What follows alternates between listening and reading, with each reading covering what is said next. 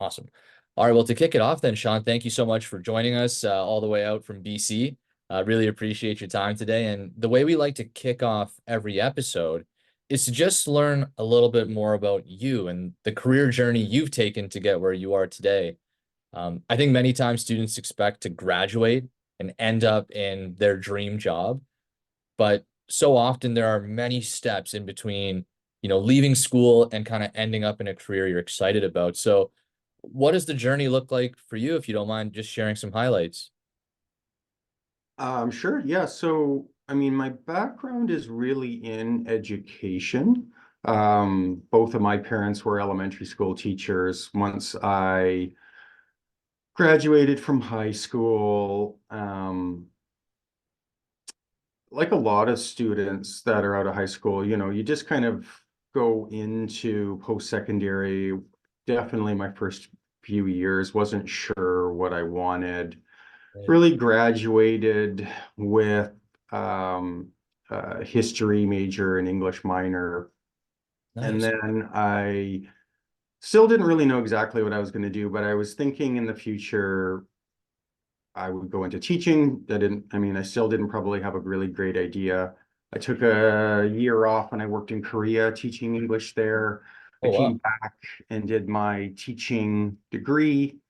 I worked for a couple years in the Okanagan, picking up some teaching jobs. Then I went out to Ottawa for 2 years and I completed my master's. Okay. And then when I completed that, I came back, returned back to BC, and kind of since then, I've been working with Langara College in their co-op and now co-op and career development center. And I've been here for about 14 and a half years now. And in that capacity, for a large part, I have been involved with placing of co-op students within academic, financial management and accounting students, as well as computer science. And then we also have a lead up or a prerequisite course for students to be eligible to be partaking in the co-op program. And so the instructors within our office will teach those prerequisite courses. And so I do that as well. And in that course, it's, job prep sorts of things. We do cover letters and we do resumes and we do, interviewing, we do, prep for getting ready for work because that'll lead into when they join our co-op programs and then when they actually get employment.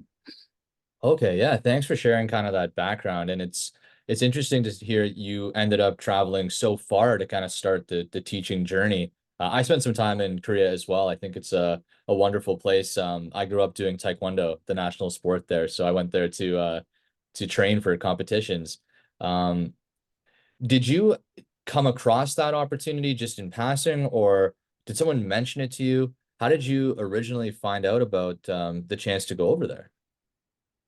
Yeah, it would have been, I don't think I'd be able to piece it down to the exact person or anything, but um, I had heard of enough people that had done it, specifically in Korea. I knew that the Japan had a program, but I can't remember who had told me specifically about it. And then I kind of researched into that. And um, by that time, I knew that I wanted to go into like the teaching program.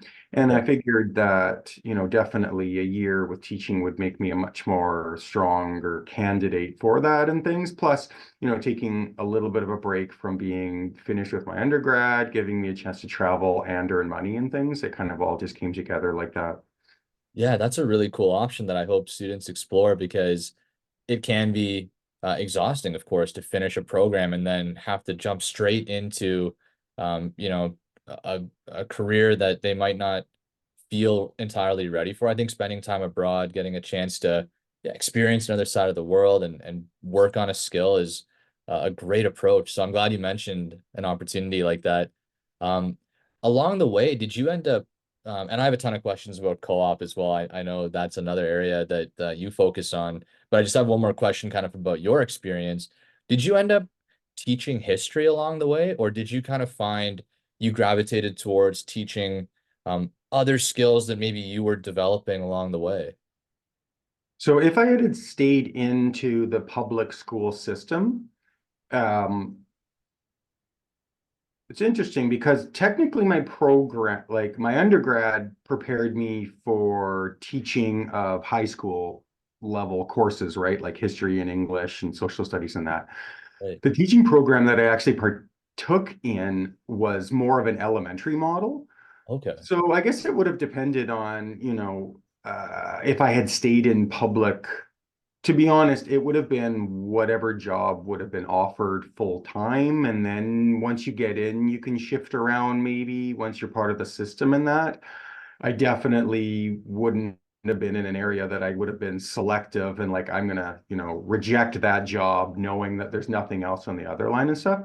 But yeah, in between, oh, probably on both sides, before I did my master's and after when I came back, there were temporary contracts that I took because of retired individuals. So then I would have taken over the class for the rest of the year and stuff.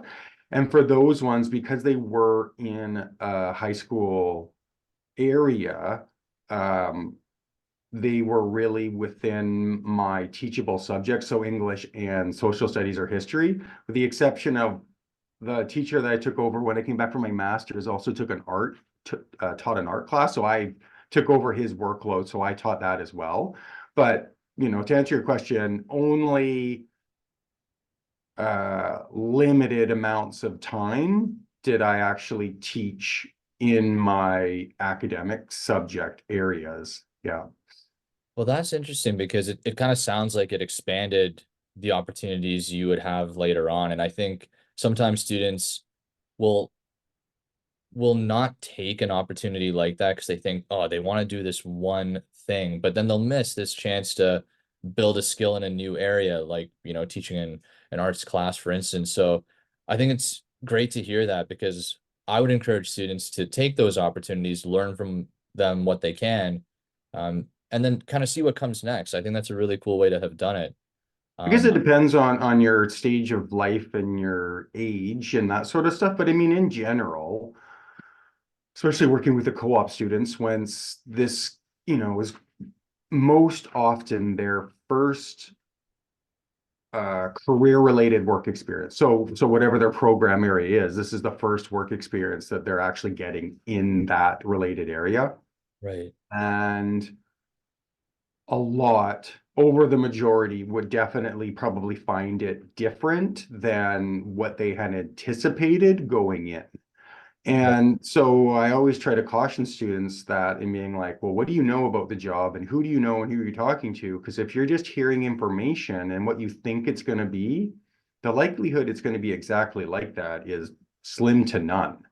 So that's why getting experience earlier on allows you to kind of get in, see what you like, almost as importantly, figure out what you don't like so that you can move around because that's really how the labor market is more aligned now than say from your parents or your, like students now would be almost like their grandparents' age of like, you got out of high school and you got in your job and like you worked hard and like you did that for your entire life. And that's just not the model that students now go on. It's completely different. That's a great point, and that's, I think, a huge advantage of doing a co-op program is having that opportunity to try some of these things and not just base, a career move on what you've heard. Um, I think that actually is part There's a of it. lot of different specialties too, right? Yeah, Because like, I mean, even like I'll deal with computer science or I'll deal with accounting. And I mean, just taking computer science, like there's a lot of different types of jobs. There's developer types of jobs, but then we also have all of the IT and the networking and the troubleshooting types of jobs as well. And they're very different, like, so just because you're getting aspects of one doesn't mean that you've seen it all. And, getting into a work environment and seeing how it actually functions outside of your theory that you've learned in school, and that is often very different. It can be I don't want to say a wake-up call, but it can definitely open people's eyes to this is what I like, and I could see doing this long term, or I don't think I could do this long term. I better shift to something else I like, or, because I mean, we definitely have had a lot of students that have gotten some relevant work experience for their field and then kind of had that realization like, I don't know if I like that too much to be doing that for my career decision sort of thing.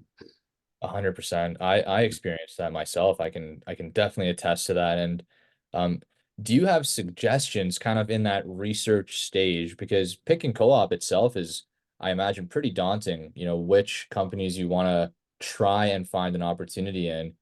Do you have things you recommend to students, things that they should do to kind of like you were saying, get a sense of what these companies might be like, even before they get an opportunity to kind of, walk through the doors?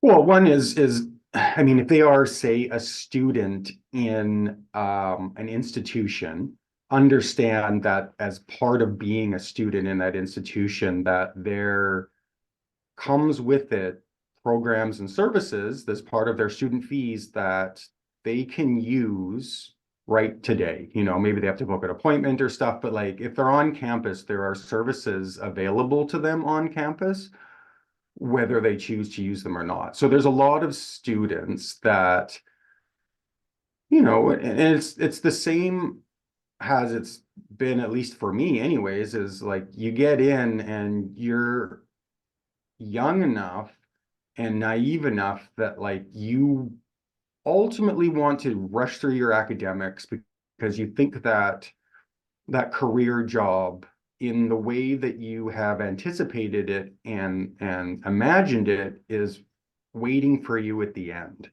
Exactly. That's really, really impractical thinking. It just doesn't really work like that. So what we generally would advise in co-op is co-op's part of the process of figuring out that. Now, ultimately, you've hopefully done your career exploration to figuring out your field, but there's a lot of different big corporations, small corporations, even in accounting. Like if you want to work for a public firm, it is very different than working in industry where you don't have to deal with external clients as your entire operations, right? Like they're very, very different in their setup and what they're looking for and everything. So with co-op, we say, this is a chance for you to actually get some practical experience.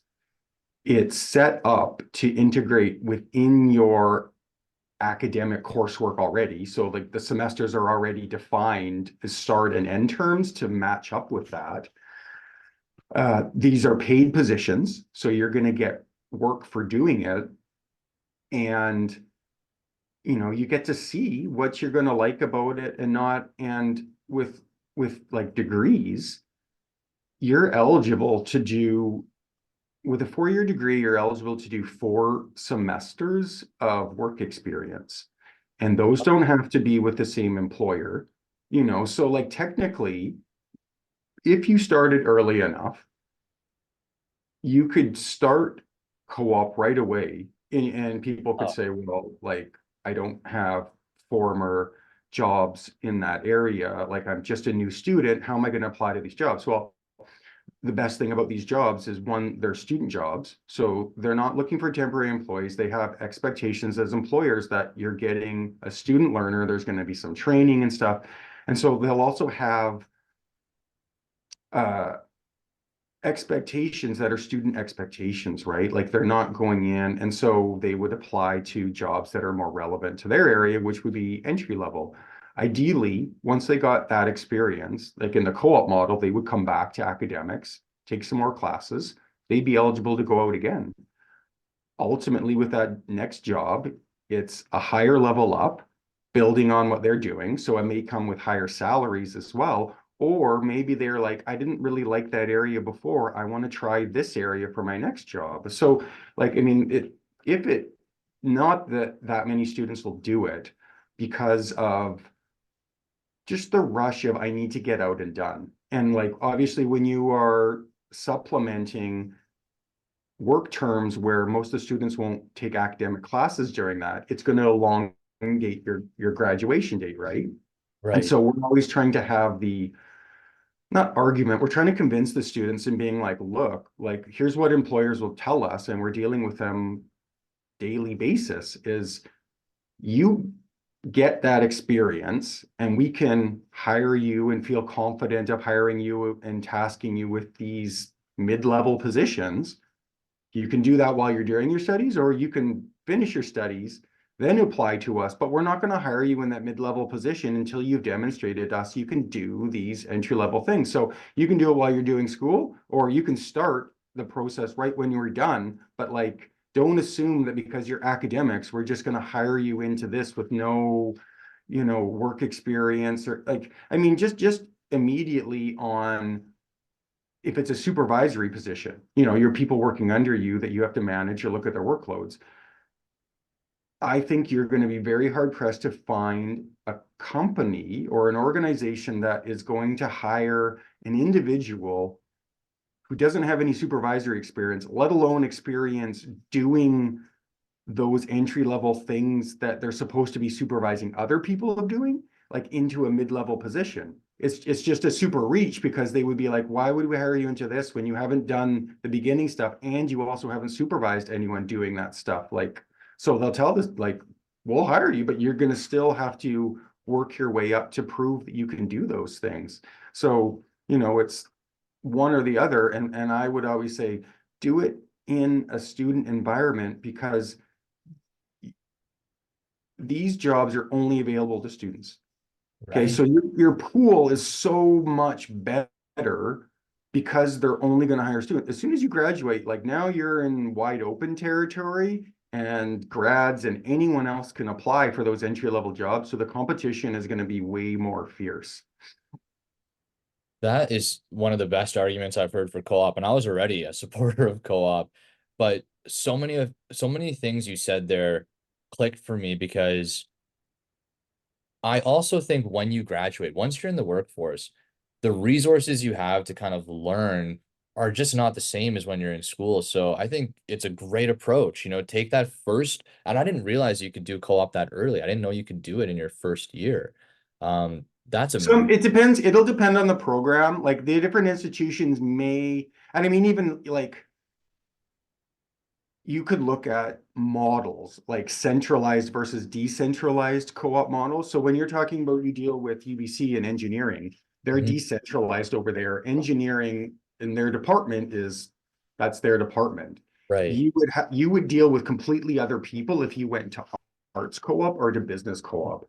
Whereas here it's more centralized. So like we will have the same policies and rules for kind of all of it. But in other ones, like in engineering, because it's such a hard program, I could easily see that being set, especially when they get all of their employer relations done, that the employer's feedback will come back and say, look, these are the jobs that we're going to have. They're going to have these minimal training because we don't have any easier jobs than that.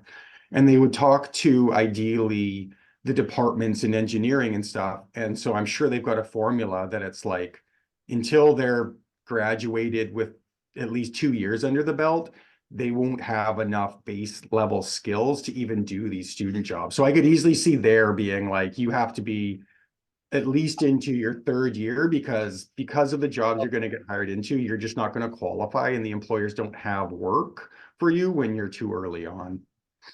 Okay, that makes total sense. But to your Yeah. point, it's a massive advantage to enter a program that offers co-op at any stage because so many times students will ask us, well, how do we get, any sort of advantage in the workforce, especially for jobs that are looking for experience? And I've only just graduated.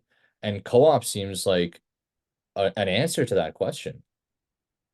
Yeah, I mean, because go back to your last point about like resources once you graduate. So that was one of the things.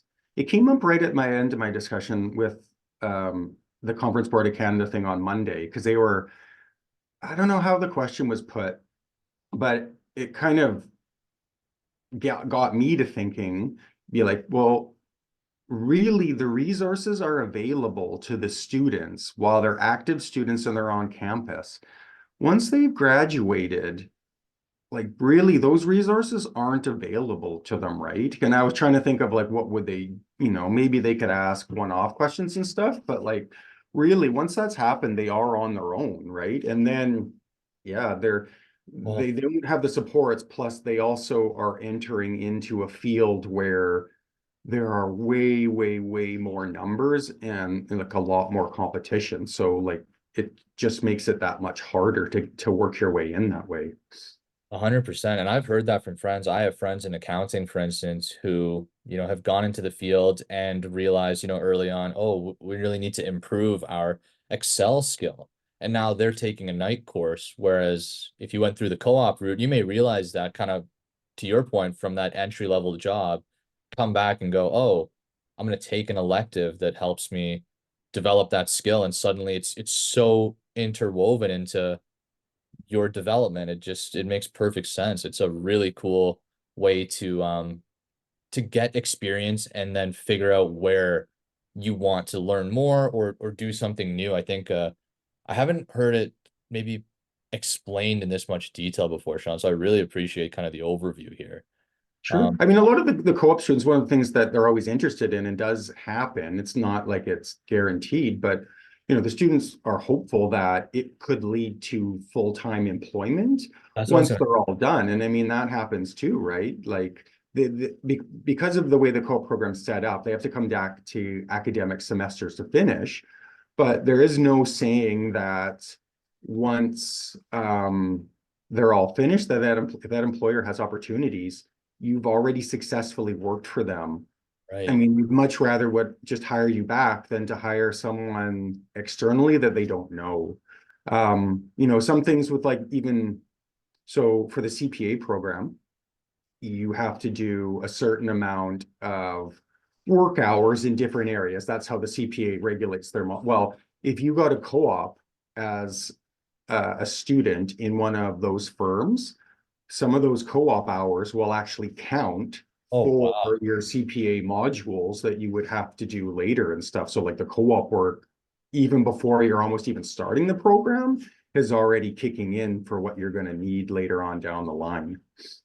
Yeah, and it's funny you say, right? There's this mentality to rush through school, get into the workforce to, potentially start making money when if you do take that step back and, take an approach like that, suddenly that CPA, becomes a little bit faster to get. And, the next thing in terms of salary comes even sooner. It's maybe just not something people are aware of, especially They're since, just too rushed and it's too new. Like, especially Langara, 70% of our students are probably transfer students because, they'll come into like arts programs and they'll go to mostly UBC or maybe SFU out here and that. And so then they're not necessarily thinking of programs right now, or it's just too new because even there's clubs available that will always help them, membership and things, volunteer types of activities. But like another thing with co-ops would be this, I mean, this is really going to only apply to the domestic students because the international students wouldn't be eligible. But like for domestic students, if you do a co-op with, say, the federal government, well, now you're an internal employee and they have, I believe it's a 2-year rule or policy. So once you graduate from your program, you get 2 years of eligibility of an internal applicant for, and this isn't just for the department that you worked for, it's for any federal job that is opened up. you're I You get you're in the internal pool because you've already done a co-op with them. And so that's 2 years that they'd have to consider the internal pools before then they go to the external ones. So like and that one's huge. Like I realize it's only for domestic students, but for that one, it's so big because you'd be like, well, look, like if you're doing this type of work in, this department, okay, so maybe that department doesn't have a job coming up in the future or whatever, but like there's a lot of other departments where similar types of work are being done and everything. Like, you could just apply to those ones. Like ocean and fisheries has accountants that do travel and stuff just the same as the Department of Finance, like So Oh, it and gives you a lot of different options and things. that is really cool to know. Another great thing I think we should highlight is, yeah, that those kind of opportunities open up to you just Yeah. by really being aware of them. Yeah. Uh, Though I'm sure some of these co-op positions are competitive though. So Mhm. are you noticing anything that students are doing? Because, an opportunity like that, maybe a lot of students are interested. What are the successful students kind of doing to get those co-op opportunities that there might be competition for? Are you noticing anything that's sort of working or helping them kind of pull ahead, even just for the co-op application? Sure. I mean, it's the same thing that it would be for anyone, not just in co-op. So, I mean, really, the best way to improve your odds. So, let's take um, accounting co-ops with the CPA firms. So mostly they'll hire for tax help for January and maybe a few for the summer, but like Hmm. they're the they're at the top of the pyramid as far as their um accounting profession, right? Like this, and so a lot of students knowing knowing that the doors it'll open will want and they'll want to do their practicums, their articling with those students and everything. So that's probably the most competitive Okay. often that I'll see because they'll hire for articling students, but they also hire um, co-op students and they have specific numbers that they will hire for different. So the best thing that you can do to improve your odds would be, well, one, research. I mean, Right. get to know the company, some people there, and it's very easy. They all have websites, they all have Twitter or Right. X now, they all have Instagram, like they all have all of that. They probably have TikTok now, and like, it's easy enough to see. And then I mean, literally, you'll see who's responsible for the social media and the marketing, and you can even respond even to some of those people and stuff. The big ones will have they'll have multiple people that work in the HR department, and I'm sure that there are one, if not two, specifically to university and college students.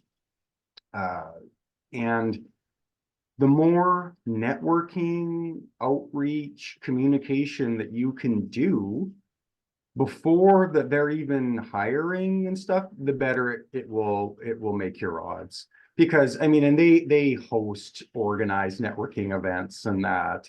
It's very important for their line of business because of external clients in a very professional environment is the nature of their job. Right. So they have to be very comfortable with the students that they hire are going to be able to like fit the part. Yeah. And so they will have that incorporated into part of their hiring decisions in different ways. But it will still apply to, I think it applies universally because it just gives candidates, potential candidates, gives them a couple things. It gives them an opportunity to get more information that they maybe couldn't from websites. True. If you're talking to, this is the manager of HR at PwC, um, you don't need to take that much of their time. You can have very specific questions that will help you. Okay. I'm looking for this job. What do I absolutely need to have to be considered to be hired? If I hear something that I don't have, then immediately it's okay, I'm not eligible until I get that. I don't need to waste my time or I need to get that, right? So like you can filter just from asking a couple questions very, very quickly. And what it will also do it will give you that much more time demonstrating your professional communication skills, which in some of the industries is just so important. And most likely in when it gets like when we teach the course, I will often say it's really a two-stage process between your application is most likely going to get, if it's good enough, it's going to get you an interview. Right. And how you perform in the interview is what's going to get you a job offer, right? So they're going to shortlist from their application to, let's say, 5 or 6 on average. So they're going to interview, and you have to convince them out of those other 5 people that you're the one that they should give an offer to. And so most of the time, over 50% of what they're evaluating in interviews is your soft skills, your communication. Do you look, because they've already done those technical evaluations looking at the resume. So the more time that you give yourself in front of the person or people that will be influential in hiring you can only improve your odds. So if you do networking, or you ask for an informational coffee chat or something, like sometimes they'll do, you be very polite, you do it on their time. Um, Everyone, not just young students, is always usually amazed at how willing people are to give their time. I'm like, it's nothing, like what's 15 minutes out of their day when they get to pick the time and the date for you? Like it's nothing to them, but like a lot of them will be like, I couldn't ask that or something. I'm like, sure you could. What's the worst they're going to say is no? Like, you're not going to be rude about it or anything. Like, so you can take advantage of that. You can build that rapport, even if it's in a short time. And I mean, if say if you had a 20-minute chat with someone, even if like, let's say best case, it was from someone from HR that would Right. be responsible for a hiring and that sort of thing. One, I would always put that in my applications. 100%. I've met with so and so, right in my cover letter, we tell them I was at this event, I enjoyed chatting with so and so, like name names and stuff. The best thing that is going to happen is they're going to remember you and be like, yeah, it went pretty well. Their specs looks good. Let's bring them in for an interview. So, just on demonstrating that, it can improve your odds of like jumping over or scanning at least the resume stage to getting into that. And then once you get into the interviews, depending on how long they are and stuff. Well, I mean, it'd be on the short case, but say your interview is only 20 minutes on average, and you had already had 20 minutes talking to them before and really kind of an informal. Well, now you got 40 minutes. Whereas That's someone who wouldn't have done that, they only got the 20 minutes.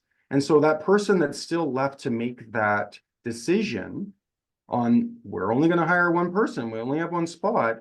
This person was nice. I got to talk to him for 20 minutes. This person I got to talk to for 40 minutes. And, when you're really at that stage judging, communication. And one of the other things that they will really be heavily looking for is, are you a fit with, who you're going to work with or the people that we currently have working in our organization? right. Because almost all employers or organizations, unless they absolutely had to hire someone and they couldn't get anyone because the skill set was so unique or anything like that, I just haven't come across and don't think that an employer would intentionally hire and pick an employee that they thought was not going to work well or be a fit with the people that they've already invested in their organization and are comfortable with and stuff. Like, they're just not going to choose that person, right? They'd be like, Right. I don't know how they're going to work together. Or if there's an option, they're gonna be like, I think that person is going to work better. And so that, like, they would make that choice. And so you're giving yourself better odds of them feeling comfortable in with what you're actually going to be if you give yourself extra time to work that in. And, that's something that very few students will do, especially voluntarily, because like I think in accounting, like they're kind of used to that because of the process and they're set up like that. But there's no saying you can't do that in a lot of other fields. And absolutely, it would increase your odds. The only way that it could decrease your odds was if it went really, really poorly. And Right. then I'd be like, well, that might have probably happened in an interview anyway. So it's not really like you're losing anything. But there is definitely a lot to gain from it going well, for sure. That is super helpful, Sean, and super practical. I think that's something people can do more easily than ever. There are so many golden nuggets you shared in there that I'm really looking forward to turning into clips. Things like, just getting to know one company versus another. You may think, oh, I didn't like doing this thing, but it actually is just that it's that company culture you didn't appreciate. And at another company, they approach it totally differently. Tax season Yeah. isn't stressful just because of how that team handles things. Um, I think it's so useful to just remind students to do that research, have those conversations. Yeah, a really valuable insight. And I know I only have 5 more minutes of your time, so the kind of last question I have for you is just um, based on what you're seeing in the field, are there any roles or opportunities you see kind of in the future that may be an opportunity for students? So maybe to rephrase that a bit, when my pod did accounting many years ago, the roles they were looking for were data analysts. Are you seeing any trends now that um, maybe we can put on the radar for students, roles or skills that you think are going to be valuable in the future? Depends on the industry for sure. You know, like in accounting, especially with AI, a lot of the data entry, when they can get it up and running, is going to go. You know, it's not perfect now. It still needs to be checked, but like a lot of that stuff can be replaced with software and that. Um, to say it lightly, will undervalue the soft skills or even just Yeah, like communication. agreed. Communication everywhere, different levels for sure, you know, but like some of it, it's almost as important as everything else you do. Like we have marketing students here, you know, and they're going for marketing coordinator internships. I'm like, most of what you're going to do is involving other people that you're going to have to communicate with on a professional level. And, you know, like it's a big part of the job, even for jobs that it's not that big with the external clients and anything. Internal communications within your organizational, keeping people apprised of what you're doing, you know, even just how to write a professional email going back and forth, like all of those things are, I think, still going to be important moving forward. You know, different programs will emphasize the to different levels, but ultimately, when it comes down to it, you're still working with people. And Yeah. so how you deal with that is just a major consideration. It's one of the things why um, doing networking and those sorts of things is also invaluable because like a lot of the employers that I'll talk to, like the work is fine, but like they also know that you're not going to work at the office or whatever, like 100% of the time, like they want to know just who you are regularly, right? You know, like, so that's why I tell students, I'm like, if they start talking about, oh, I see you like to ski and have you been like, go with it. There's no problem if they're not talking about the work or the job or anything. It's literally still going to test your listening and your answering skills and anything. And if anything, they want to think of you of just like a regular person, just like they know everyone else, you know. For whatever reason it is, people will feel more comfortable if they kind of know an individual, even, you know, about their family and stuff, whether like people they know absolutely nothing about. Yeah. It's just kind of how it is. So, you know, any time that you are looking to expand some of that, then it's going to be worthwhile for you probably in the end. Yeah, I really like that. You know, sometimes I hear the answer that it's going to be important to get good at using AI, and I don't disagree, but there's something so true about the concept of getting better at just, talking to people and making human connections that will come from doing things like the networking. That is truly a valuable skill to have. So I couldn't agree more with you, Sean. And thank you so much for all the insights you shared today. I know we're kind of at the end of the time we had planned, so just want to say I appreciate it. And yeah, I hope we can have you back on at some point. I feel like we're scratching the surface here. Sure. Yeah, absolutely. Just let me know. Be happy to come back on.